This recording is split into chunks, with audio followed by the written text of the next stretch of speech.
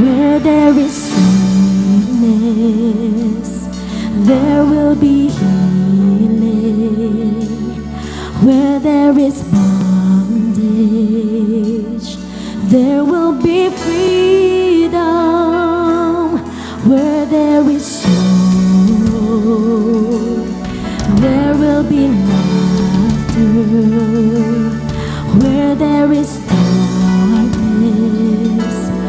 your light will shine bright. For the old has passed away. Oh, we will sing, and this is a brand new day. Brand new day with Jesus. You are God. You are God. You are so glorious. You are so powerful. Sing, you are God. You are God. Yes, you are God. You are victorious. You are the one, Jesus.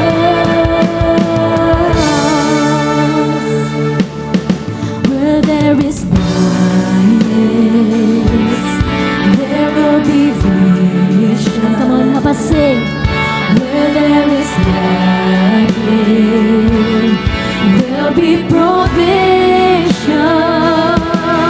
Where there is hurting, there will be healing. Thank you, Lord. Where there is downfall, there will be victory. For the old has passed away, and this is a brand new day. You are God. You are God. You are so glorious. You are so powerful. You are God. Yes, you are God. You are victorious. You are the one, Jesus.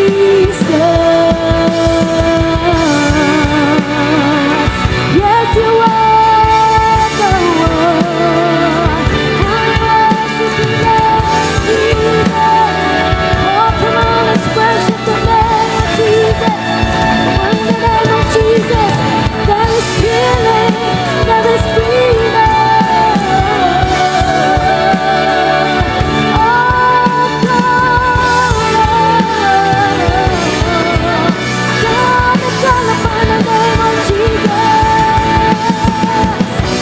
We call upon your name, Lord, the name above all names. We call upon the name that saves. Come and call upon the name.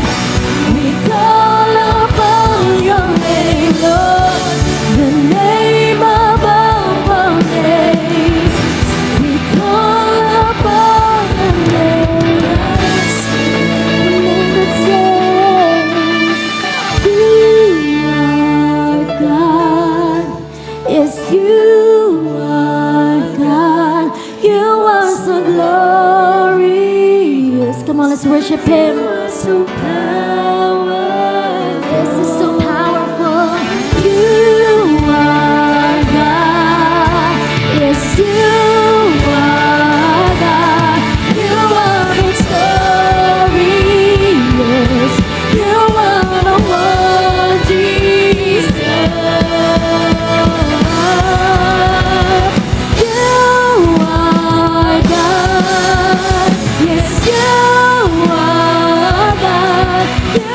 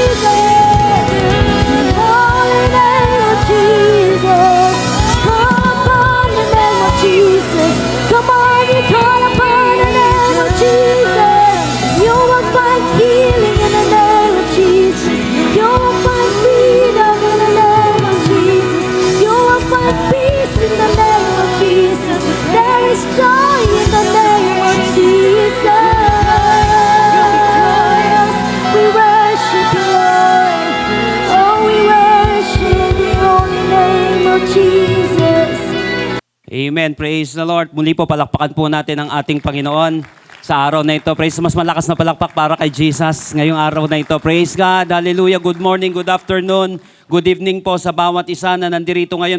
Pwede po ba at least 2 o 3 tao batiin natin na nakaka-bless na good morning? Praise the Lord. Amen. Amen. Praise the Lord. Magandang araw po sa bawat isa na nandirito ngayon, sa mga first time po na nakasama natin. Palain po kayo ng Panginoon. Naniniwala po tayo na kung saan tayo po ay dinako ng Panginoon dito sa lugar na ito for a reason.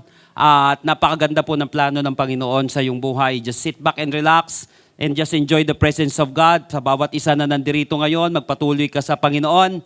At lagi ko nga sinasabi that your labor in the Lord is not in vain. So tayo po ngayon ay nasa pangalawang installment ng ating panibagong series na Healing in a Broken World.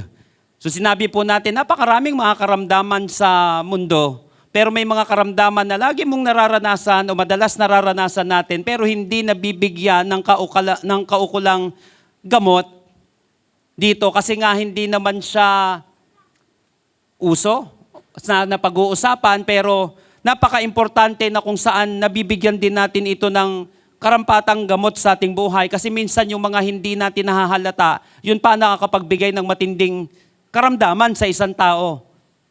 At kapag nagkaroon ka nga ng root cause analysis, di ba, ang isang tao, minsan ang ginagamot natin yung fruit eh. Pero bumabalik siya noon, bumabalik. Why? Kasi nga fruit na lang yan eh, nararamdaman mong panlabas. Kaya lang, may root nga ang lahat ng bagay na yan. Kaya nga, napakaganda po na mapag-usapan natin ang mga bagay na ito. So, naniniwala po ko na inihanda na ng Panginoon ang ating puso't isipan. If you have your ballpen or notebook o kaya meron ka na notepad dyan, just focus sa ating pag-uusapan ngayon. Enjoy natin ang presence ng Panginoon. Mag-participate tayo ngayong araw na ito. At naniniwala po ko na ikaw ay naririto. Sumamba tayo sa Panginoon. At naniniwala po ko na ang Panginoon ay tutugon ngayong araw na ito. Kakausapin ka ng Panginoon, katatagpuin ka ng ating Panginoon. Let's get started. Sabi po ni Holly Jade, isa pong holistic therapist, sinabi niya that emotional pain, a universal yet unseen affliction, impacts more than just the heart and mind. It is a silent disruptor with complex roots affecting one's quality of life. Sinabi po ng holistic therapist na ito na yung emotional pain, ito ay universal siya, lahat nararanasan, buong mundo nararanasan ito, pero ito ay isang unseen affliction. Hindi nakikita. Bakit kaya nagkakaganito yung buhay niya? Bakit kaya ganito yung nakikita natin sa panlabas? Kasi nga may hindi tayo nakikita na kung saan hindi lamang nakakaapekto sa puso at isip natin. Sinabi dito sa pag-aaral na ito, it is a silent disruptor with complex roots affecting one's quality of life. So kapag naaapektuhan yung kalidad ng buhay natin, baka may isang bagay na kumakain sa atin. Kapag naaapektuhan ang kalidad ng buhay natin o pamumuhay natin, baka may isang karamdaman na kung saan kinakailangan na mabigyan natin ito ng kaukulang pansin at dapat ito ay nagagamot. Emotional pain. Apektado yung puso, yung isip, at apektado yung kalidad ng buhay. So minsan kapag nag-i-evaluate tayo, lalo na malapit na naman ang January, malapit na naman ang next year. So dapat ngayong burn na ito, nagsisimula na tayo mag-wrap up sa mga goals natin. Sa buhay, maybe some of you nainis na, hinayaan na lang yung goal niya. Ang problema sa tao, yung takbo ka daw ng takbo, you keep on running the field, pero wala kang goal. So napapagod lang tayo na napapagod, tapos nakikita natin, ang bilis ng pacing ng panahon. Tapos sasabihin natin, parang napag-iwanan ako, parang nawala yung buhay ko, parang I missed a lot of time, a lot of years sa aking buhay. So may pagkakataon pa po, because if you're not dead, you're not yet done. Hindi pa naman tapos tayo sa buhay na ito at higit sa lahat hindi natatapos ang ating Panginoon. But kinakailangan ma-address natin itong isyong ito. lalo na itong emotional pain. Bakit? Madaling makita kapag may physical pain ka. Madaling makita kapag may sugat ka. Mahirap makita kapag yung sugat mo internal. At higit sa lahat, minsan nga yung internal, kaya may internal medicine tayong tinatawag. Nakikita na ngayon pero may mas internal pa sa internal na yan. Na kung saan dapat nating mabigyan ng pansin. Kasi i-disrupt nito yung buhay natin. At sisirain nito yung kalidad ng buhay natin. At naniniwala ko kaya mo maririnig ngayong araw na ito. Bibigyan lalo ng Panginoon ng kalidad ang buhay mo. It doesn't mean na nawalan na ng quality yung buhay natin habang buhay ganyan na. Pwedeng mangyari yon. But let me tell you this, kaya nga natin itong pinag-uusapan, lagi may pag-asa. Pwede pang gumaling ang ating buhay. Pwede pang umayos yung kalidad ng ating buhay. Ano man ang edad mo kung napapakinggan mo ito ngayon, hindi mo ito napakinggan ng wala lang. Napakinggan mo ito kasi may magandang plano ang Panginoon sa iyong buhay. Now, there is a story in the Bible about a man na kung saan naka-experience ng bagay na ito na sinasabi ko pa kanina. Itong pain na ito. And his name is Jabez. So binago ng pain na ito yung buhay niya. Biruin mo, binago ng pain yung buhay niya. Kung kailan ka nakaranas ng pain, doon nabago yung buhay mo? Yes. In fact, lahat ng nabago, karamihan, almost lahat ng nabago yung buhay nila, sila'y nasaktan. Kung titignan natin sa pag-aaral, di ba? Pati na lang sa mga millionaire Ang tawag nila, di ba, self-made. Although there's no such thing as self-made na ikaw lang. But naintindihan ko naman yung point nun. Na ibig sabihin nun, hindi sila galing sa isang napakayaman na pamilya. Nakaranas sila ng hirap. Dahil nakaranas sila ng hirap, sila nagtiyaga. Sila nag-isip, sila nag-push. Hindi sila huminto para magkaroon ng magandang kalidad yung kanilang buhay.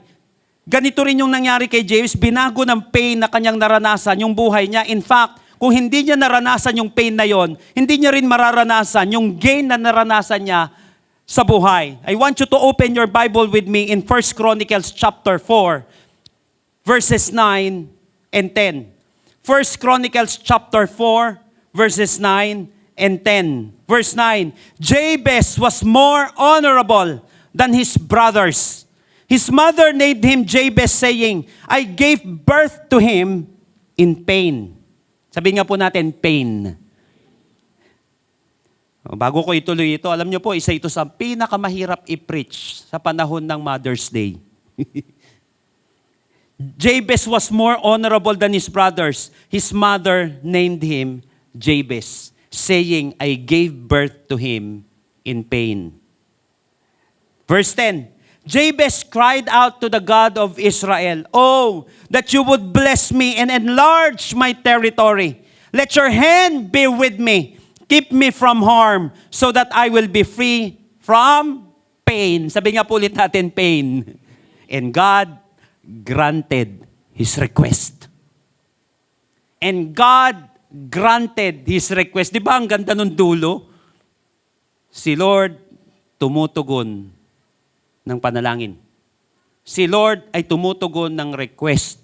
I don't know kung ano yung request mo ngayon. Marami mga nagpatotoo sa akin ngayon, lalo na patapos na ang taon na ito, nagpa-dedicate ng iba bahay, nagpa-dedicate ng sasakyan. Sabi nila, ito po yung huling request namin nung kami po ay sumali dito sa expansion natin. Tinabi ng ganon, ito na lang yung huling-huling prayer request namin na grinant ng Panginoon, na kumpleto na po namin. Ang daming nagsabi noon.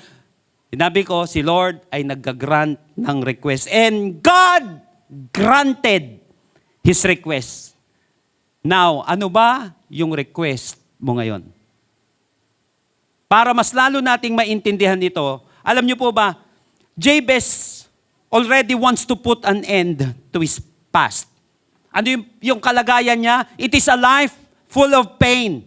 In fact, verse 9 tells us that his mother named him Jabez. Pinangalanan siya ng nanay niya na Jabez. Bakit? Sinabi dito, I gave birth to him in pain. In fact, yung Hebrew na name na yan, ang ibig sabihin po niyan, yung name na yon na Jabez, ang ibig sabihin ay pain. Dahil, maybe, Jabez was a breech baby.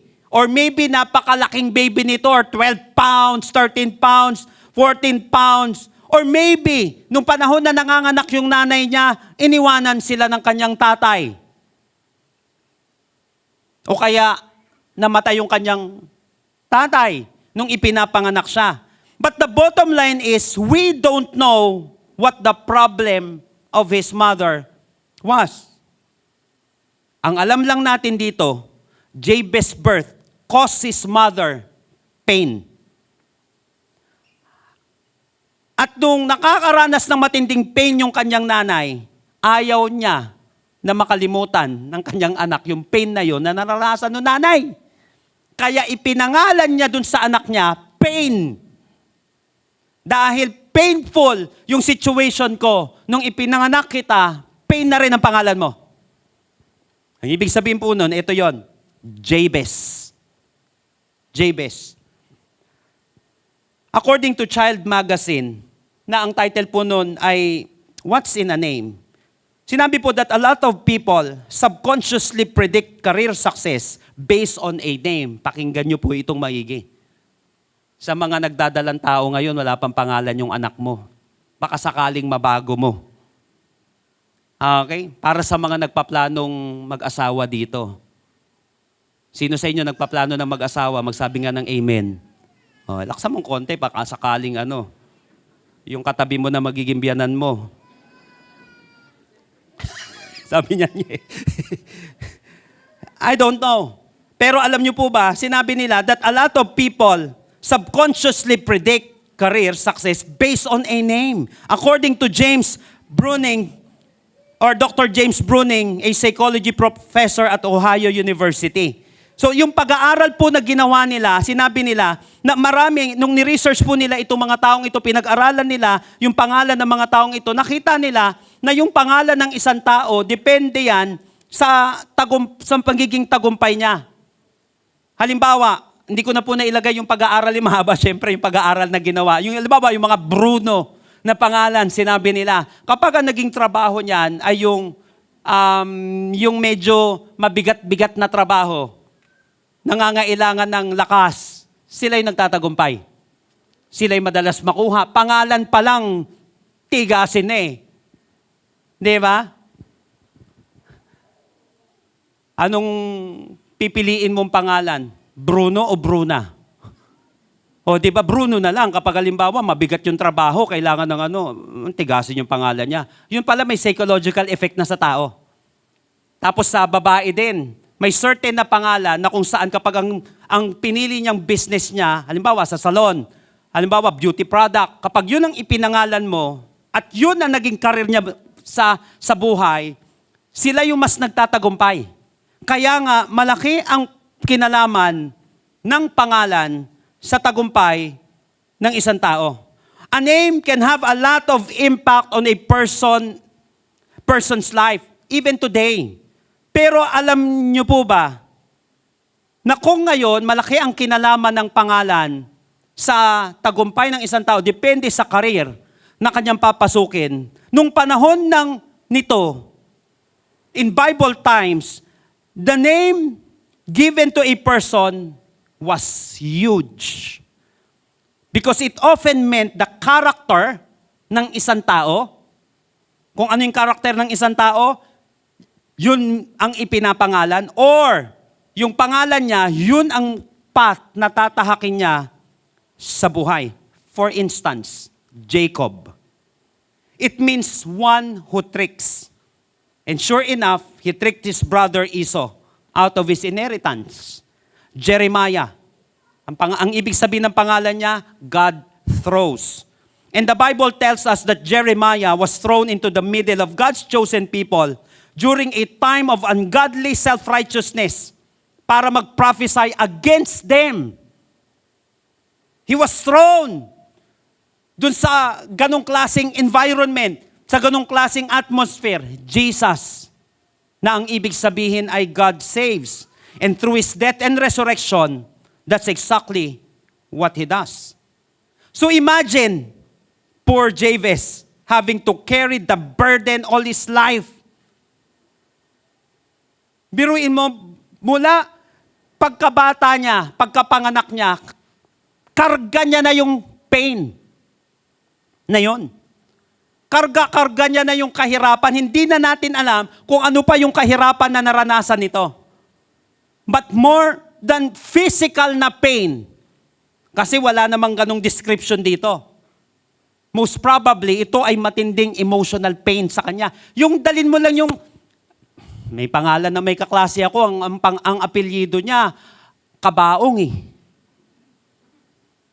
Hindi po ako nagbibiro. Eto pa, matindi. May schoolmate kami. Kapag pinopronounce na lang, Ataol. Pero Ataol yun eh. Nakuha natin yun. Biruin mo, dadalhin mo habang buhay yun. Tuwing, Mr. Ataol, buti na lang hindi naging magkaklase. Kung naging kaklase pa namin, Kabaong sa Ataol, kulang na lang sementeryo. Nakuha po natin. Kaya ngayon, sa batas natin, pwede na rin palitan yung pangalan, lalo na nakakapagbigay sa iyo ng kahihiyan. Yung pangalan na yung kinikerry mo, yung burden na yon. Imagine niyo siya. Yung minsan nga lang, may katunog yung pangalan mo na medyo nakakatawa o kaya annoying eh, di ba? Karga-karga ng bata yon. Karga-karga ng bata yon. Kaya nga po ako, bata pa lang ako, nagtatanong na ako. Siyempre, alam ko naman kahit paano yung history, may Julius Caesar, di ba? Pero hindi Julius Caesar ang pinangalan ko, pero ang pinangalan sa akin. Kasi yung Julius Caesar, emperor yan at nung panahon ng Roman Empire, di ba? Pero yung mother ko, kinumbine niya yon, hindi Julius Caesar para maging unique lang. Ginawa niya, Julius pa rin, pero hindi na Caesar. Tsar yung pinangalan niya sa akin. Still, ang ibig sabihin ng Tsar, king or emperor in Russia. Kaya yun yung Tsar. Kaya nga nung ako po ay nag-life retreat, pambihira. Alam niyo po yung prophetic name na nabunot ko noon, King.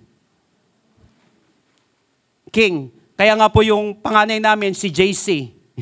Hindi naman Julius Tsar pinangalan ko sa kanya. Yung pangalawang second name niya, yung Chrysler. Pero hindi yung sasakyan, yung Christ. Pero yung una niya, Jarl. Bibihira po yung gano'n na pangalan. Yung J-A-R-L. Ang ibig sabihin nun, great leader. Yung pangalan niya, si Just naman, kaya Just yun, Janela Zarina. Yung nanay niya naglagay ng Janela pero ako yung Zarina. Ibig sabihin, Empress. Ito. So alam niyo po yun, malaki ang kinalaman. Ako, hindi ko naman alam eh. Kasi may inferiority complex ako nung bata ko. Pero nung hindi ako Christian, bakit gano'n? May inferiority complex ako, pero naglilid ako. Kapag naglalaro kami, gusto ko lagi leader ako. Gusto ko lagi, ayaw ko si Green 2, gusto ko si Red 1. Yung mga nakakaalam dito, bioman yun dati. Bakit ganun? Tapos nung medyo nag-teenager na ako, bakit ganun? Mababatingin ko sa sarili ko, pero nakakapagtayo ko ng gang. Nakakapagtayo ko ng grupo. Pagdating sa kalokohan, kaya kong manguna. Bakit ganun? May dala-dala pala ako na pangalan ko. Kaya importante yung pangalan. Kung ano-ano, ano ba yan? Burnok, taburnok, pinapangalan dun sa bata. Ano ba yan? Ano ba pinag-iisipan yan? Malaki ang kinalaman yan. So, imaginein natin si Jabez. Imaginein natin lumalaki siya. Siyempre, alam ng tao yun sa lugar nila, pain. O di siyempre, pain pala pangalan mo ha, babatukan yan, yan. Bakit mo binatukan? Pain pangalan mo, masakit ba? Oo, naman pangalan mo eh. Pag nahirapan siya, nasaktan siya, bagay sa'yo yan ang pangalan mo eh. Kita mo yung emotional pain na nararanasan nitong taong ito habang siya'y lumalaki. But, hindi siya pumayag. Ito na matindi. Hindi siya pumayag na habang buhay niyang maranasan ito. Gumawa siya ng hakbang at paraan. Kailangan may mabago sa buhay niya. Alam niyo po ba that many people will fail in life because they are unwilling to make changes. Many people will fail in life because they are unwilling to make changes. Di baling alagaan ang tradisyon na hindi maganda, di baling alagaan ang pangmatagalan na natutuhan, wag lang mahirapan. Nakuha po natin yon. Kaya lang maraming tao mag-fail sa buhay because they are unwilling to make changes. Ganito na nga yung buhay ko, ganyan na nga yung buhay mo, ayaw mo pa magbago. Nakuha po natin, pwedeng magbago. I have a book entitled Pain. Yung subtitle niya is The Gift Nobody Wants. Pain, the gift of nobody wants. Ito po ay sinulat ng isa sa mga favorite kong author na si Philip Yancey. At yung co-author niya dito, hindi ko siya kilala. But itong co-author niya na ito is si Dr. Paul Brand. Itong si Dr. Paul Brand, ito yung sinabi niya sa napakatagal niyang pag-aaral that it is hard to imagine pain as a gift. Sinabi niyang ganon. It is hard to imagine pain as a gift, but gift talaga ang pain. Sinabi ng isang doktor na ito. Why? Nung pinag-aralan niya yung pain na ito, may direct effect ito sa tagumpay pagdating sa medical treatment, pagdating sa overall health ng tao, at pagdating sa human happiness. Ha? Para gumaling ka, kailangan mo ng pain? O sino sa atin, maayos na yung buhay mo ngayon pero dati hindi naman. May nanloko sa'yo, may nanakit sa'yo, may nanlait sa'yo, binago mo tuloy buhay mo. Nakuha po natin, pati sa happiness ng isang tao. Pati sa overall or health ng isang tao. Yung isa, minsan, isang beses, dalawang beses siya nasaktan, doon niya na inayos yung kanyang health, yung kanyang katawan. Napansin natin, pati pagdating daw sa treatment. So, ang napaka-importante nitong pain na ito, sabi nga po natin, pain. Pain is a gift nobody want. So, join me in our message today entitled, When Pain Meets Gain. When pain meets gain. Pwede pala magtagpo ang dalawang ito na ang ending ay makakatulong sa iyo. How to turn your pain into a remarkable gain. Lahat po ng Reddit excited ngayon, magsabi nga po ng malakas na amen. Number one in verse 9. Tignan niyo po. Jabez was more honorable than his brothers. How to turn your pain into a remarkable gain. Paano natin iti-turn itong pain na ito into a remarkable gain? When pain meets gain. Kung kailan siya nasaktan, doon na bago yung buhay nitong Jabez na ito. Paano? Number 1, live above average. Wala kang ibang choice but to live above average. Wala tayong choice kung sino magiging magulang natin, kung kanino ka lalabas. Wala kang choice doon. Wala kang choice doon sa pangalan na unang ipinangalan sa'yo. Wala kang choice doon sa estado ng buhay na kagigisnan mo nung ipinanganak ka. You have no choice, but meron kang choice kung ano magiging buhay mo ngayon at bukas. Yun ang may choice ka. Ngayon, anuman ang pinaggalingan natin, anuman ang pinagdadaanan natin ngayon sa iba't ibang area ng ating buhay, may choice ka. Live above average. If you want to turn your pain into a remarkable gain, Jabez was more honorable than his brothers. Alam niyo po ba, there are only 2 verses in the Bible about this man. 2 verses lang po sa Bible about Jabez. These 2 verses are found in 1 Chronicles chapter 4. The first 9 chapters ng 1 Chronicles consist of genealogies listing over 600 names. Dito po sa 1 Chronicles, mapapansin natin, 600 po na pangalan ang binanggit dito. Now, even though there are just 2 verses about Jabez, he is given honorable mention above 600 people. Sa 600 na pangalan na yon, Jabez was given honorable mention. May description pa, bagya. Ibig sabihin, kakaiba ito. Now, hindi sinabi dito sa passage natin na hindi honorable yung angkan o pamilya ni Jabez. Kasi nakalagay dito Jabez was more honorable than his brothers. Hindi ibig sabihin na walang kwenta yung mga kapatid niya o angkan niya. Sinabi lang dito, honorable din sila, pero mas honorable si Jabez. Pag sinabing honor, it is the Hebrew word kabad. Itong Hebrew word na kabad na ito, it means honorable, numerous, rich, to make weighty. Ibig sabihin, weight. Although ginagamit din ito sa negative sense, pabigat. Pero sa positive sense, mabigat. Nakuha po natin, kagalang-galang. Ito po yung pagkagamit sa kanya. Positive yung pagkagamit ng honorable dito. Kailangan, listen to this, iba ka sa pangkaraniwan. Ulitin ko. Kailangan, iba ka sa pangkaraniwan. Magtayo ka ng negosyo, pare-pares lang kayo, may kalalagyan ka. Diba sinabi ko nga po, 3 hanggang 5 taon, yung 50% ng itinayong negosyo, sa loob ng 3 hanggang 5 taon, nagsasara yan. So, bilangin mo pa lang, yung iba nga, months pa lang, yung iba years, yung iba 5 years, magsasara yan. Kaya nga kinakailangan, bantayan mo yan.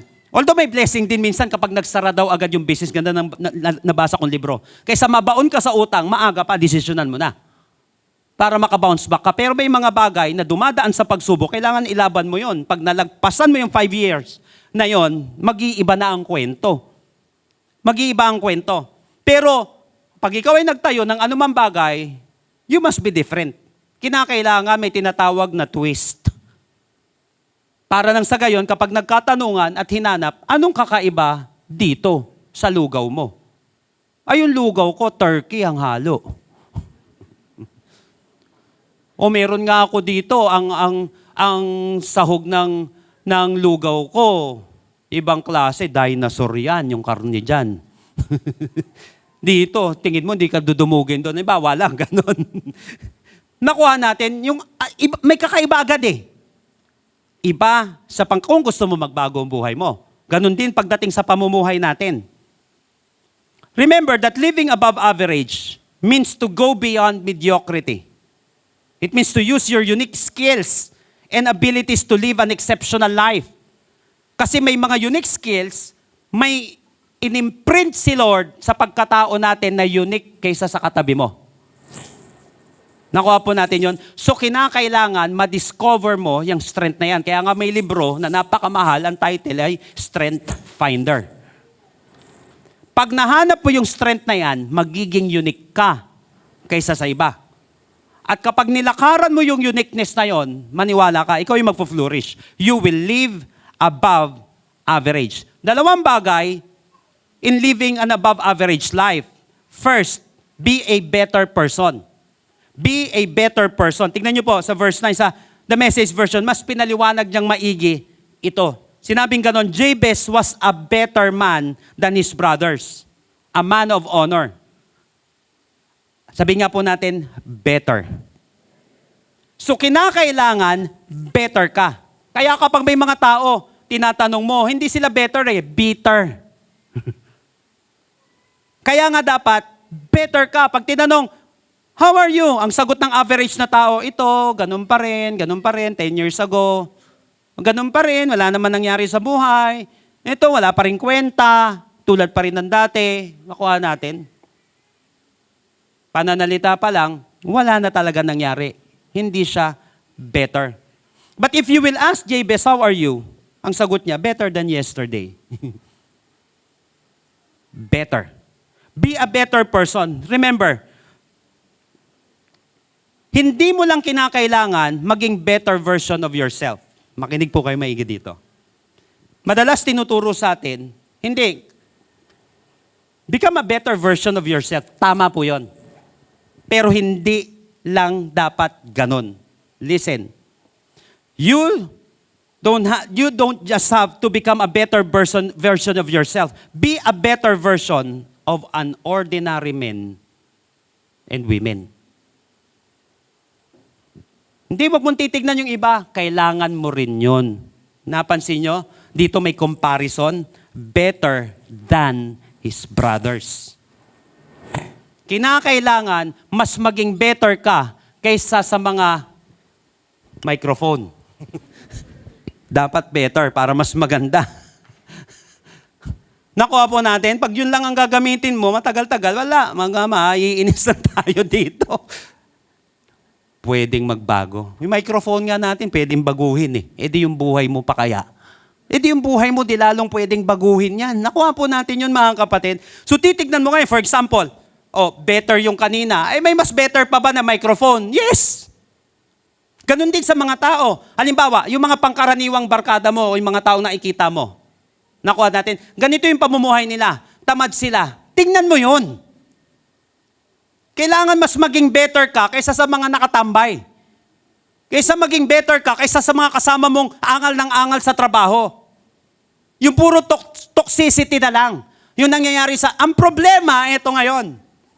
Alam na natin na hindi maganda. Tapos ginaya natin, hindi ka better.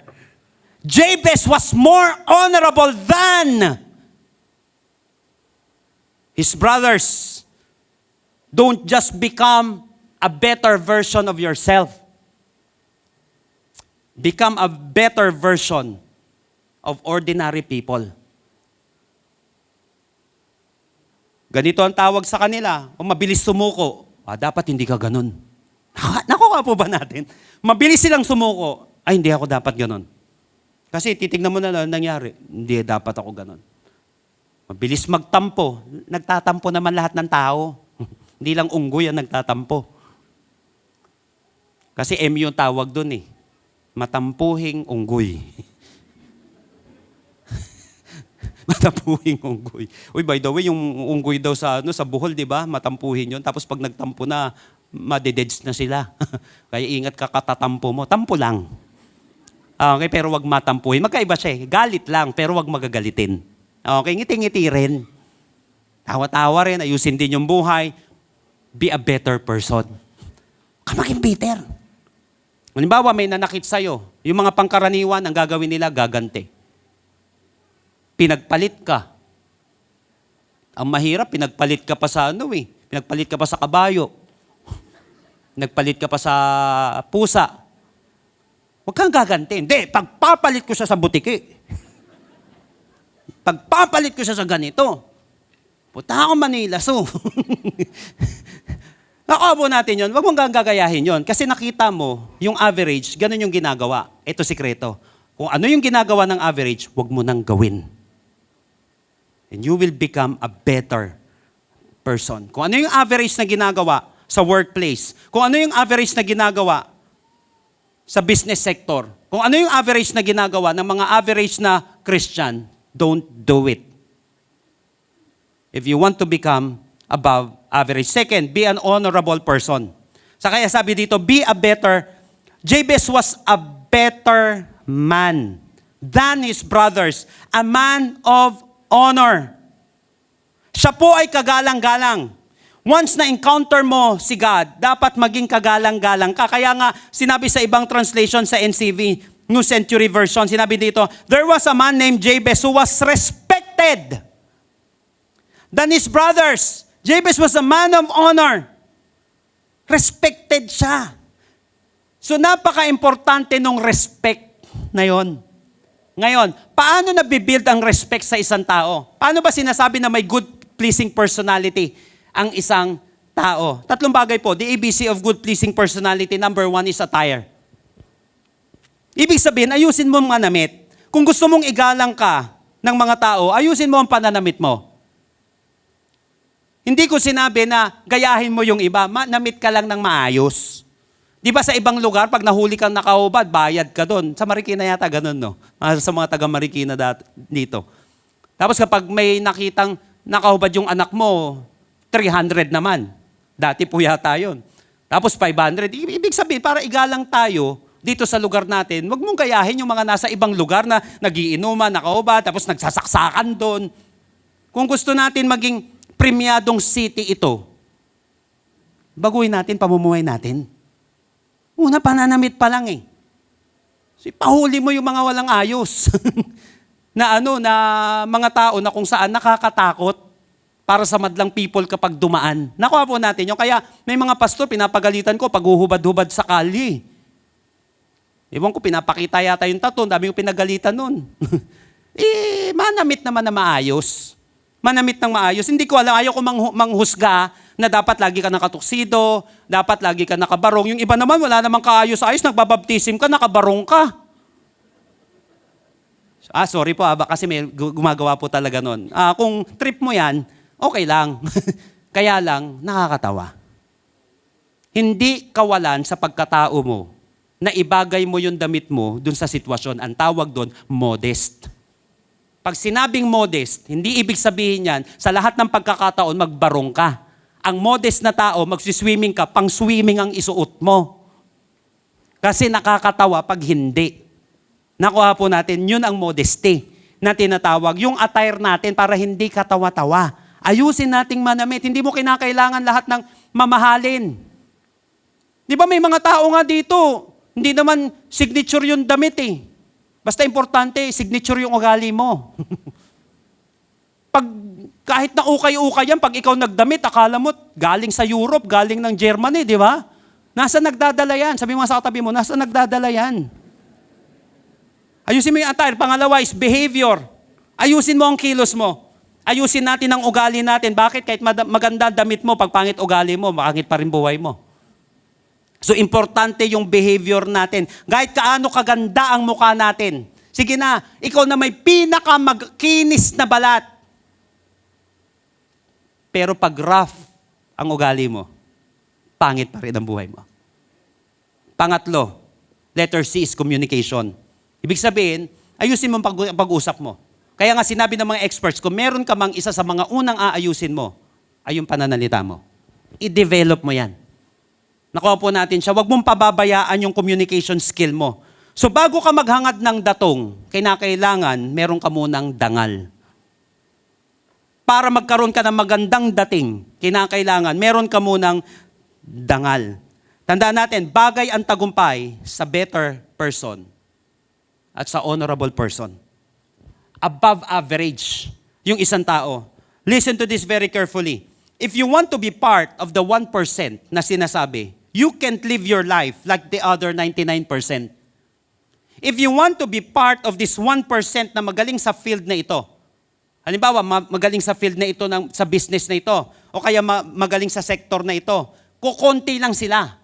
But if you want to be part of that above average people or the 1% na tinatawag, you can't live your life like the other 99%. Ganun siya kasimple.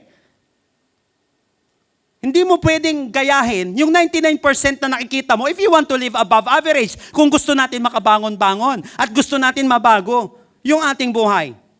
If you want to be above average, then you can keep acting like you're average. Huwag kang mag-aakto na parang average. Living an above average life means you're making decisions consistent with being above average. Not just average. Yung kilos mo, yung decision mo, dapat hindi pang average. Pag nagdidesisyon ka dati, galing emosyon. Kapag nakikita mo ang average, galing emosyon ang hugot ng desisyon, don't do it. I-balance ang conviction at emotion. I-balance ang isip at ang puso. Ngayon, kapag nakikita nila, hindi ka na pangkaraniwan na humuhugot ka lagi ng desisyon sa emosyon, but rather, ginagamit mo yung isip sa kapuso mo kapag nagdidesisyon ka, iba ka na. Sa pangkaraniwan na decision maker. Nakuha po natin siya, dapat iba ka. For example, you want to get rich. Hindi mo pwedeng gayahin yung mga taong gastos ng gastos na walang plano sa kanilang pera. Na kung gumastos ay walang kapararakan, kinakailangan, nagbabudget ka. Kung gusto mong umayos ang buhay mo next year, kung gusto pa natin, alam ko maayos na yung buhay ng iba sa atin dito, pero may iaayos pa yan. May gaganda pa nga yan eh. Alam ko nga, maganda ka na eh. Tingnan mo yung katabi mo, ang ganda, di ba? Oh, bulaga. Oh. Pogi na, di ba? May pagaganda pa, may ipopogi pa yan. Naniniwala po tayo doon na kung saan pwede pang umayos ang ating buhay, pero wag mong gagayahin yung mga hindi maayos. But some will call you weird kapag ikaw ay different. Some will call you weird. But tell them you're not weird.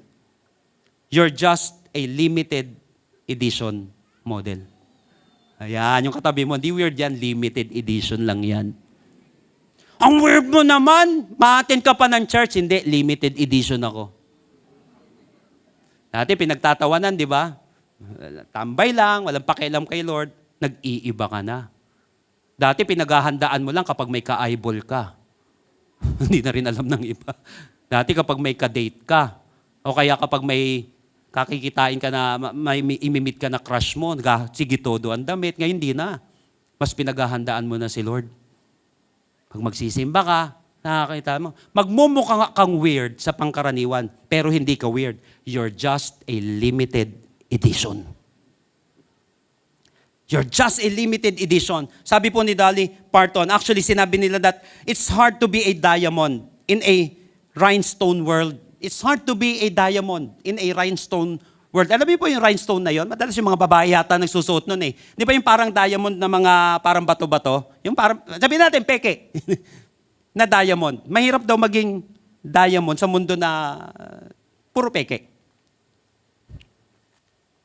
Yes, it may be hard. But it is possible because it is a choice. So if you want something you've never had, you must be willing to do something you've never done. If you want something you've never had, you must be willing to do something you've never done. Marami pong mga bagay na ginagawa ko ngayon, hindi po ko sanay doon. Nakakahiya para sa akin na magtaas ng kamay para kay Lord. Nakakahiya sa akin ng umawit para kay Lord. Nakakahiya sa akin ng umiyak pagdating kay Lord. Nakakahiya sa akin ang magbasa ng Bible. Nakakahiya sa akin ang gumalang. Nakakahiya sa akin yung nagpapakumbaba. Pero kung tama, hindi dapat ikinakahiya. Kasi mag-iiba yung buhay mo. Starting today, may mga bagay na hindi mo kailangan gastusan. Ba't kinakailangan mo lang na baguhin? Live above average. Second, verse 10. But Jabez, eto na, di ba sinabi niya, pinangalanan siya ng kanyang nanay na Pain. Kaya ang pangalan niya, Jabez. Because sabi nga doon, his mother gave him the name Jabez. Why? Pinanganak siya. Na kung saan, nasasaktan ng kanyang nanay. At iyon ang kanyang naging kalalagayan sa buhay. Pain. Kaya lang, nabago buhay niya. Above average. Second, verse 10, but Jabez prayed to God of Israel, bless me, God, and give me much land. Be with me and keep me from anything evil that might cause me pain. And God gave him what he prayed for. Number 2, how to turn your pain into a remarkable gain. Number 2, pray above average. Sabi nga po natin, pray. Live above average and you must pray above average. Tandaan natin, normal ang manalangin sa tao. Normal. Pero hindi normal kapag kakaiba yung panalangin. Kapag nanalangin ka ng katulad nito. In fact, ito po bigyan ko lang kayo ng konting idea dito sa text natin ngayon. When Jabez asked God to bless him, actually pag binasa niyo siya sa mga literal versions, nakalagay dyan, indeed, nakalagay doon sa verse na yon kapag binasa natin, Jabez was more honorable than his brothers, and his mother named him Jabez, saying, I gave birth to him in pain. Jabez cried out to the God of Israel, nakalagay doon, and that you would bless me indeed. May nakalagay na indeed doon. Why? Kinakailangan i-insert yun ng mga translators. Kasi yung Hebrew word, pagdating dito, ang ibig sabihin ng Hebrew word na ginamit doon, para kang naglagay, makinig maigi dito, para kang naglagay doon sa statement na yon ng 5 exclamation points. Pag sinabing, oh, that you would bless me indeed. Ibig sabihin, ganun siya kabigat. Hindi lang yung honorable. Pati yung statement niya. Ulitin ko, mabigat na yung naglagay ka ng 1 exclamation point. Pero dito, ganun siya kabigat. 5. Para lang maramdaman yung bigat. So, ibig sabihin, hindi ito no, Lord, pagpalain mo naman ako konti. But ito sinasabi niya, Lord, bless me a whole lot. Pour it on, Lord. I-boost mo, Lord, yung blessing sa buhay ko. Ganon yung prayer na ito. Sinasabi niya, Lord, bless me. I want you to do something big in my life. I want you to do something big in my family. I want you to do something big in my ministry. I want you to do something. Lord, please, do something big in my emotion. Nung maintindihan ko tong prayer na ito, makinig po kayo maigi, hindi na ako nahiyang mag-pray kay Lord. 90% ng churches sa buong mundo is just an average church. At hindi natin nilalait yun. But baka may hindi masyadong ginagawa. At sabi nga ng expert, they are not doing discipleship. Great Commission nga yun, tapos di gagawin. That's why average. Kaya sinasabi ko, Lord, I want to have an above average life. Lord, binunot mo na rin lang ako sa karir ko eh. Gamitin mo na ako ng todo, Lord, sa pinagdalhan mo sa akin. Kasi kung saan mo ako dadalhin, todo ko yung ginagawa ko eh.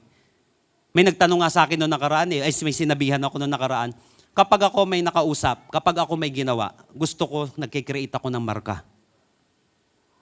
Sa nakakasama ko, sa nakakausap ko, sa ginagawa. Kaya pag binigyan mo ako kahit maliit na bagay, kahit mag-introduce lang ako ng speaker, gusto ko nagmamarka yung ginagawa ko. Hindi porket, hindi, ganito lang yung trabaho binigay sa akin, ganyan na nga lang eh. Di galingan mo na lalo. Naku, pinaglinis ka, galingan mo. Kung paano maglinis, tignan mo yung pangkaraniwan naglilinis. Kaya ako binabantayan ko madalas. Titignan ko yung agiw. Sabi ko, tignan mo, hindi ka angat sa buhay. Agiw lang, di mo makita.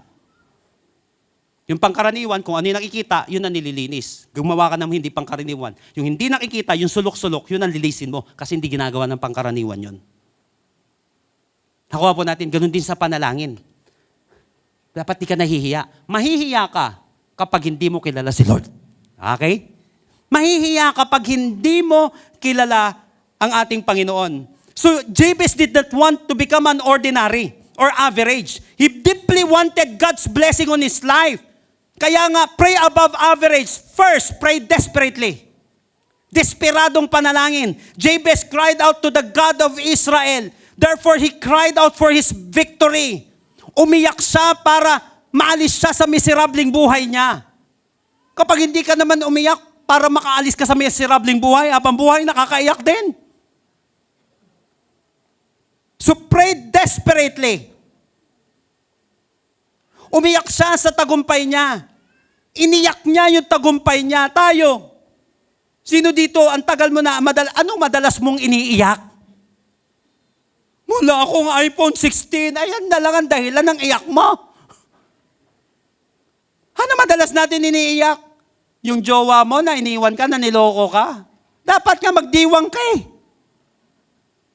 Dahil tinanggalan ka ni Lord ng tinik sa buhay. Hindi ko sinabing mali siya. Hindi ka rin sinabing mali ka. Maling tao ka, baka mali lang kayo sa isa't isa. Nakuha natin yun. Bakit iniiyak mo yung taong okay lang naman umiyak ka, wala, hindi ka naman robot. Siyempre nasaktan ka, but my point is, ubusin mo yung luha mo dyan. Ano yung iniiyak mo? Pwede ba ang susunod na iyak? Sana ako na lang. Sana ako na lang. Hindi nga ikaw eh. Anong gagawin mo? Nakuha natin, ang pag-pray mo, Lord, mas maging matatag ako kaysa sa pangkaraniwan. Makayanan ko itong mga bagay na ito kasi along the way, dadaan ka pa sa mga ganyang bagay eh. Pray desperately. Pansinin mo maigi kapatid, ano yung iniiyak mo siya? Iniyak niya yung tagumpay niya. Iniyak niya yung babago ng buhay niya. Kung meron ka mang iiyak sa araw na ito pagdating sa panalangin mo, yung ikababago ng buhay mo. Pangalawa, pray differently. Remember that prayer is a common thing. But prayer did an uncommon way. Kakaiba yung panalangin niya. Why? Kasi kompleto, tinatad niya na. Biruin mo ang ikli-ikli, pero napaka-laman ng panalangin niya. Remember, ang ibig sabihin ng excellence is to do a common thing in uncommon way. Common, manalangin. Ang uncommon, yung prayer niya. First, ito yung laman ng prayer niya. Ganito kakompleto yung rekado ng prayer niya. First, pray for God's prosperity. Kaya sinabi niya, but Jabez prayed to the God of Israel, bless me God! May mga nakausap akong Christian na iinis kapag blessing ang pinagpipray. Blessing, blessing. Mali yan. Mali yan. Ang dami nga sa Bible ganyan eh. Anong gusto mo? Curse. I-curse mo ako, Lord. Hindi, prosperity preaching yan. So what? Ang gusto mo, poverty preaching? Biblical prosperity naman pinag-uusapan natin. Nakuha natin yun. Anong tuturo mo sa tao? Mabaon ka sa utang, mas masaya ka ba? Baon siya sa utang o makaahon siya sa buhay? Masaya ka ba bilang pastor na nakikita mo yung tao na nagkakaganyan-ganyan? Nakuha po natin. But pray for God's prosperity. Kaya sinabi niya dito, bless me God. Pagdating sa prosperity, ang tamang prosperity yung galing kay Lord. Amen po ba? Kasi pag hindi galing kay Lord yan, ikasisira ng buhay mo yan. Bless me, God. You bless me indeed. Ang ibig sabihin nito yung bless sa Hebrew, ang bigat nito, to impart supernatural favor. Yung ginamit dito. Lord, Prosper my life. Lord, supernatural favor ang ibigay mo sa akin. Hindi siya nahiya. Pangalawa, pray for God's provision. Bless me, O God, and give me much land. Sabi nga po natin, give me. O, di ba yung iba, hirap na hirap mag-pray na ganun. Parang inuutusan mo si Lord. Kaya nga sabi ko, kaya ka nahihirapan minsan pagdating sa interpretation at pagdating sa pamumuhay mo bilang mananampalataya, kasi hindi mo binabasa yung buong Biblia. Na meron sa Bible, ganito sila manalangin. Alam ni Lord yan, hindi siya natitreaten sa mga words lang natin. Nakuha po natin, sinabi dito, give me. Kaya nga sinabi ni Lord, ask and you shall receive. Seek and you shall find. Knock and the door will be opened unto you. Pray for God's provision. Give me much land. Kaya ito yung prayer ko, 15 years ago pa, araw-araw. Lord, enlarge our territories, Lord. Para mas marami pang makapakinig, basta mas marami pang maabot ng mga kaluluwa. Pray for God's provision. Lord, I don't know kung ano yung provision na kailangan mo. But pray for God's provision. Give me, ang nakalagay dito, much. Sabi nga po natin, much. Give me much land.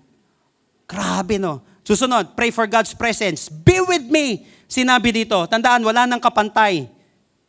Wala nang papantay sa bawat lakad na sinasamahan ni Lord. Kaya kung meron ka mang kasama, mamaya, okay ang kasama mong yan, okay naman yan. Tingnan mo, okay yan ha, hindi masama yan. Pero mas maganda, samahan kayo ni Lord. Kaya huwag kang lalakad na hindi ka nakakapag-devotion araw-araw. Kung meron ka mang pinakamatinding kasama sa susunod na deal mo, sa susunod na decision mo, walang iba kundi si Lord. Pang-apat, pray for God's protection. Be with me and keep me from anything evil that might cause me pain. Nakakuha natin yun. Pray above average. May kakayahan ba tayong manalangin? Pray for God's prosperity, pray for God's provision, presence, and protection.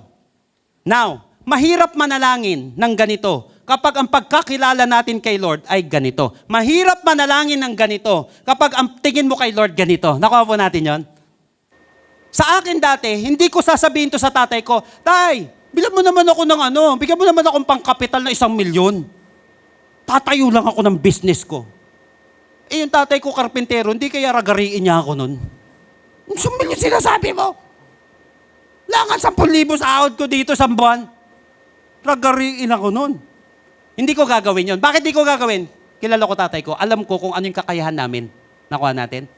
Pero ikaw, kilala mo ba si Lord? Oh, ba't ganyan ang prayer mo? Pag kilala mo si Lord, alam mo ang kaya niyang gawin, kaya mong ipanalangin yung mga bagay na hindi kayang ipanalangin ng iba. Kaya dapat kilala si Lord. Remember, the things that make you different are the things that make you. The things that can make you different are the things that make you. Kaya nga po, paano na lang kaya kung hindi na nalangin desperately and differently si Jabez? Ano kaya nangyari sa kanyang buhay? Same. James chapter 4 verses 2 to 3. Ang ganda nito. Tingnan niyo po. You desire, but you do not have. Tingnan niyo po maigi. So you kill. Nung nag-desire ka, walang napunta sa'yo, you kill. You covet, but you cannot get what you want. So you quarrel and fight. Nainggit ka, gusto mo ang isang bagay, hindi mo nakuha, away-away na lang. You do not have because you do not ask God. You do not have because you do not ask God. Nakuha po natin? Para magkaroon ka. Yes mo si Lord. Kaya lang ang ganda ng verse 2 nito. Dumating ba yung panahon na nanalangin ka naman, pero walay pa rin. Baka ito. Verse 3. When you ask, you do not receive. Ito na. Nung nag-ask ka, hindi ka tumanggap because you ask with wrong motives. That you may spend what you get on your pleasures. Kaya nga napaka-importante nung above average na prayer. But make it sure naka-align yung motive mo sa kalooban ng Diyos. Hindi para maghiganti, hindi para magyabang, hindi para magmataas, hindi masamang tumaas. Ang masama, magmataas. Hindi masamang umangat sa buhay. Hindi masamang makalaya dyan. Ang masama, yung motibo natin. Pag maayos ang motibo, sinasagot ng Panginoon. And God gave him what he prayed for. Tandaan natin, mga kapatid, si Lord tumutugon ng panalangin. Gusto kong malaman ng bawat isa. Ano man yung prayer request na yan, si Lord tumutugon ng panalangin. Sa lahat na naniniwala doon, palakpakan natin ang ating Panginoon. And God granted what he prayed for. Na-imagine mo yon? And God granted what he prayed for. So naniniwala ako lahat na nakapakinig ngayong araw na ito. Dalangin ko nawa, magbago yung estado ng pamumuhay natin at estado ng pananalangin natin. Starting today. Sino po sa inyo nangangako na babaguhin niya yung pananalangin niya? Babaguhin niya yung the way na tingin niya kay Lord. Babaguhin niya yung nakikita niyang pwedeng baguhin sa aking buhay. Meron akong kaibigan na madalas kong kasama dati. Actually, tatay ni Marco Gumabaw, saka nila Michelle. Si Pastor Dennis noon. Pagpupunta sa church, kuusap kaming ganon. Sabi niya ganon, Pastor, baguhin mo to. Sabi niya ganon, pag may nakakairita sa nakikita mo. Kasi dati may mga nakalawit-lawit dun sa church na hindi maganda. Basta nakakairitang tignan. Kung pwedeng baguhin. Kasi nakakairita nga eh. Kung nakakairita sa mata, pag binago natin yan, di wala na nakakairita sa mata. Doon sa lugar, nakuha po natin yon. Kung makikita natin pwedeng baguhin, so change it. Doon sa pamumuhay natin, nakita natin ng ganito, di okay lang, di baguhin ang buhay. Gusto mo mabago buhay mo, di baguhin ang pamumuhay natin. Gusto mong baguhin ang panalangin mo, maybe some of you, ganun na yung pattern ng prayer natin. But today, nakita mo, pwede ko pa palang iangat yung level ng faith ko. Kaya mo na pakinggan ito, kapatid, aangat yung level ng pananampalataya mo sa Diyos. Naniniwala ako, mag-iiba buhay mo. Because if you're not dead, God's not done. And the best is yet to come. Amen. Kamo, malakas na palakpak para sa ating Panginoon. Praise the Lord. If you may, tayo po ay tumayo ngayong araw na ito. Kung hindi po, just remain standing or sitting. Sabi po ni Maya Angelou, if you are always trying to be normal, you will never know how amazing you can be. If you are always trying to be normal, you will never know how amazing you can be. Kapag hinayaan natin na maging normal lang, tayo, halimbawa yung paglalayag natin sa buhay, normal lang, dito lang tayo sa tabi-tabi. Hindi mo makikita na meron pa palang isang lugar after ng ocean na to. Nakuha po natin, kasi nasanay na tayo dito. If you are always trying to be normal, you will never know how amazing you can be. Minsan nga, you will never know how amazing God is. Pwede pala. Nung nag-pray ako ng ganun, babago pa sa ni Lord yung buhay ko. Akala ko hindi. Kaya pala ni Lord baguhin yung buhay ko. Yes. With men, these things are impossible. But with God, all things are possible. Walang imposible. Nothing is too hard for the Lord. Walang imposible sa Diyos. At alam niyo po mga kapatid, before tayo mag-pray, ngayong oras na ito, tignan niyo po, maigi lang verse 9, Jabez was more honorable than his brothers. His mother named him Jabez, saying, tignan niyo po, I gave birth to him in pain. So buong buhay niya, yun yung dala-dala niyang pangalan. Uy, teka lang, ganda na ito. Sana maiwan sa atin ito bago tayo magtapos. I gave birth to him in pain. Ang pinangalan sa kanya, pain. Jabez. Ngayon, eto na yung pangalan niya. Let your hand, sinabi ni Jabez dito, let your hand be with me and keep me from harm so that I will be free from pain. Uy, buong buhay niya, listen, inalipin siya ng pain. Pero sinabi niya, so that I will be free from pain.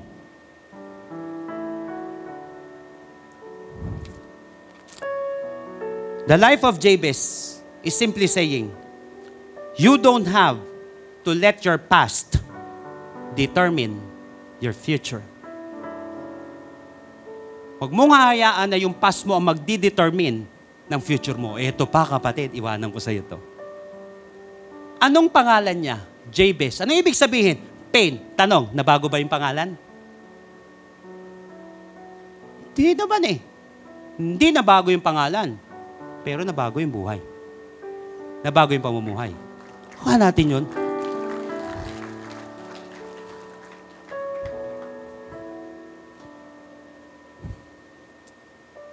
Pwedeng hindi mabago yung bansa. Pero sana bago. Pero matagal nang may ganito eh. Sa bansa natin, maging sa ibang bansa. May hindi nabago buhay, meron. Pero may nabago buhay, meron din. Minsan, hindi yung kalalagayan. Minsan, although importante yung pangalan, nandiyan dyan na yan. Live above average. And pray above average. Hindi na bago eh. May mga kakilala kayo na nakakatawa yung pangalan dati. Na inaasar-asar, pero ngayon hindi na kasi nag-iba yung buhay niya. Parang ayaw kong sabihin to, pero sensya na pinsan. May pinsan po ako, nilaloko-loko sila ng iba kasi yung apelyido nila Lampa. Pero ako hindi ko siya sinabihan ng ganon. Yung iba lang, sa talikuran sinasabihan ng ganon, di naman nabago yung apelyido eh. Ng pinsan ko, pero nabago buhay niya. Nakapagtapos siya sa University of the Philippines, naging abogado siya, naging vice president siya ng isa sa pinakamalaking kumpanya dito sa Pilipinas ngayon. Hindi na bago yung apelyido, hindi na bago yung pangalan, pero nabago yung buhay. Hindi mo na mababago tatay at tanay mo. Hindi mo na mababago yung nakalagay sa birth certificate mo. Pero pwedeng mabago yung buhay mo at pamumuhay mo. You don't have to let your past determine your future. Gusto niya talagang makalaya, magkaroon ng freedom dun sa pain na nararanasan niya so that I will be free from pain. Sino ngayon dito gusto mong makalaya? Doon sa prophecy na sinabi sa'yo ng tao. Pabigat ka na habang buhay na hanggang ngayon, yun nakalagay sa isip mo. Kaya namatay yung nanay mo dahil sa'yo. Na kaya ganito, kasi ganyan ka, kasi mahina ka, kasi wala kang kwentang babae, kasi marumi kang tao, kasi wala kang kwentang nanay, kasi wala kang kwentang tatay, pwedeng totoo dahil naipamuhay ko. Yung naranasan ko sa pamilya ko at sa ibang tao. Pero pwedeng mabago buhay mo so that I will be free from pain. Don't let your past dictate your future. Do you want to act and ask God right now to do the same in your life? Lord, I want to be free from this pain. I want you to close your eyes right now. Ikaw at ang ating Panginoon ngayong araw na ito. Sino sa inyo sinasabi mo ngayon na, Lord, I want to be free from this pain. I want to be free from this prison, Lord. I don't know kung anong karamdaman, kung anong emotional pain na nararanasan mo ngayon. Na itinanim sa'yo na akala mo walang dating. Pero may seed pala ng curse na inilagay sa'yo na yun nangyayari sa kanila, nangyayari din sa'yo. Ipanalangin mo makalaya ka dyan. Maybe some of you today, this is your first time na ipapanalangin mo to. Mananalangin tayo ngayong oras na ito. Si Jesus Christ lang ang makakapagpalaya sa'yo sa sumpang yan. Wala nang iba. Because He came to seek and to save the lost. He came to set the captives free. Who wanna be free today? Kung gusto mong lumaya, mamaya mananalangin tayo ng ibang bagay, pero importante muna yung paglayang ito na kayang ibigay ng Panginoong Sukristo. If this is your prayer right now, gusto mong makalaya sa dati mong buhay, sa pagkatao na inimpose sa'yo, I don't know, sa kasalanan na inimpose sa'yo, sa mga bagay na kung saan naging pamumuhay mo na, ba't sinasabi mo, Lord, magdidesisyon ako, Panginoon, hindi ko hayaan na magdidictate ng future ko. Ay, itong nangyayari sa akin ngayon. I wanna be changed. Lord, change my life, oh God. Ibilang ako ng 3 kapatid, kung ito yung request mo ngayon kay Lord, and you want Jesus to change your life and to save you today.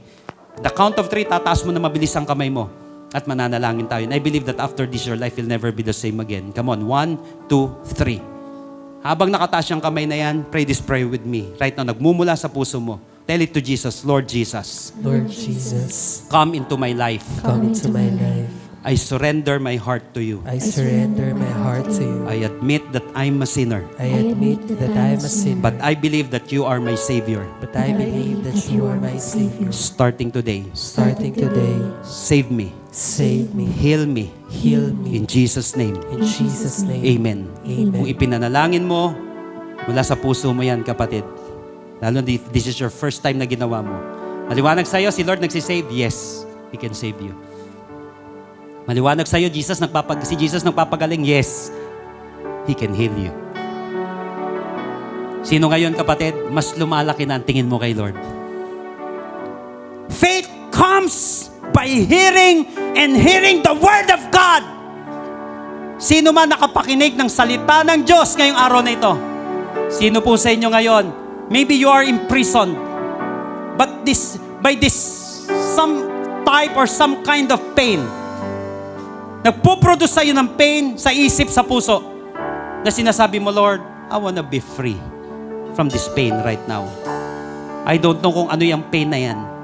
Grinding poverty. O kaya curse sa family na hanggang sa'yo nararanasan mo ngayon.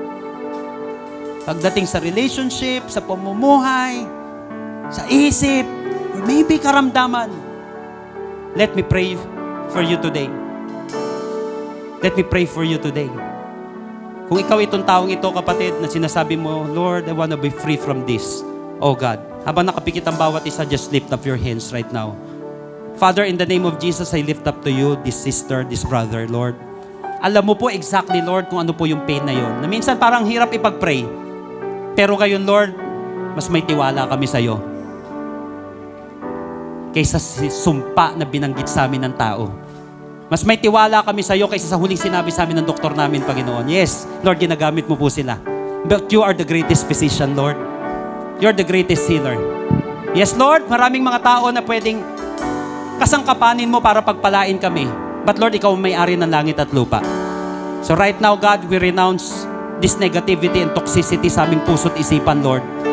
Nire-renounce namin, Panginoon, lahat ng mga dead words na binanggit sa amin in the name of Jesus. Right now, God, I speak for prosperity, God, in the name of Jesus. For this brother, for this sister. Iahon mo po siya, Panginoon, diyan sa grinding poverty na yan, Panginoon, o pagkabaon, Panginoon, sa pagkakautang, Lord, alam namin hindi ka maitataas sa pangalan ng Panginoong Yesus. Lord, I pray, God, for your provision. I pray, God, for your presence, Lord. Samahan mo po siya, Panginoon. Meron dito single mother siya, Panginoon, o single na father siya, Panginoon. Lord, mahirap pero posible, Panginoon.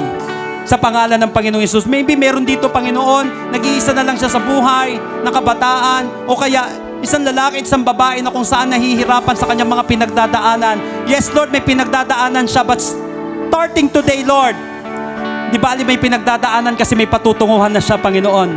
Sasamahan mo po siya.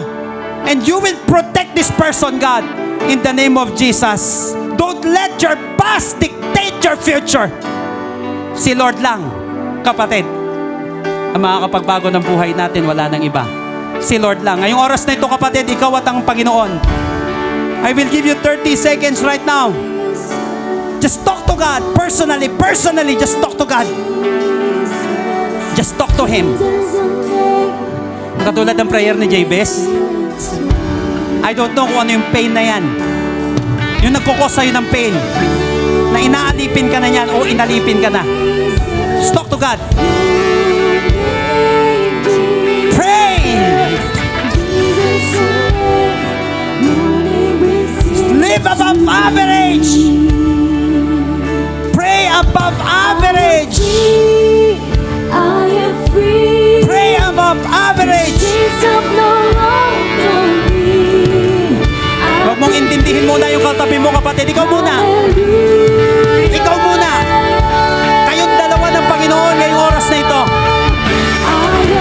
May pinapalaya ang ating Panginoon ngayong oras na ito.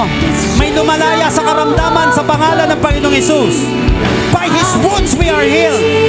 May lumalaya, kapatid, sa negativity. May lumalaya sa depression, sa anxiety.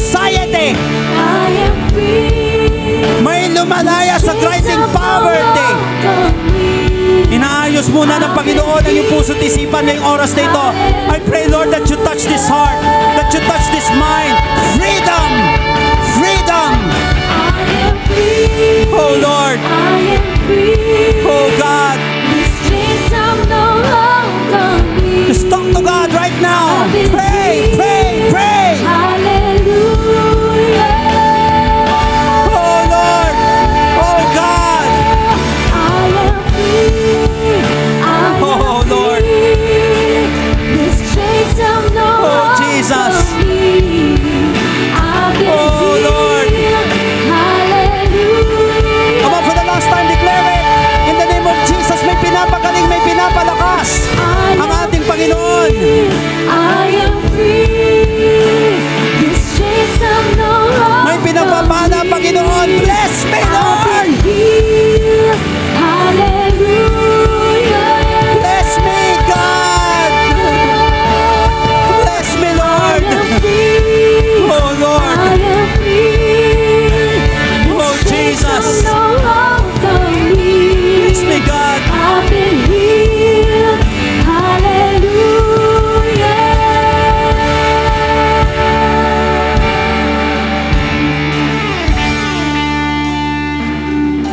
Oh, that you would bless me indeed and enlarge my territory. Let your hand be with me. Keep me from harm so that I will be free from pain. The God of Jabez is the same God na kausap mo ngayon. The God of Jabez na nagpalaya, nagpagaling sa kanya, still the same God na kinatagpo ka ngayon. Marami pong salamat sa kagalingan na naranasan, Panginoon, ng kapatid na ito. Salamat po, Panginoon, sa maayos na isipan na ibinagkaloob mo sa amin. Salamat sa healing, Lord. Yung inner healing na ibinigay mo sa amin ngayong araw na ito, Lord. Salamat po. Ikaw yung Diyos na hindi nagbabago. Salamat po, Panginoon. Salamat po. Ngayon pa lang, Panginoon, ipinagpapasalamat na po namin. Meron dito, Panginoon, yung mga special prayer request nila, Panginoon. Lord, salamat. Pwedeng pain ang umpisa, pero yung dulo, Panginoon, and God granted His request. Salamat po, Panginoon, dahil ikaw yung Diyos na tumutugon sa aming panalangin. Salamat po, because you are the same yesterday, today, and forever. Salamat po, Panginoon. Ito pong aming panalangin sa pangalan ni Jesus. At po'y magsabi ng malakas na Amen and Amen. Come on, palakpak ng tinugon at pinagpala ni Lord. Come on, hallelujah. Bless the name of the Lord. Turn my sadness into gladness. It turned my sorrow into joy. And now I'm singing and I'm dancing and now I'm shouting.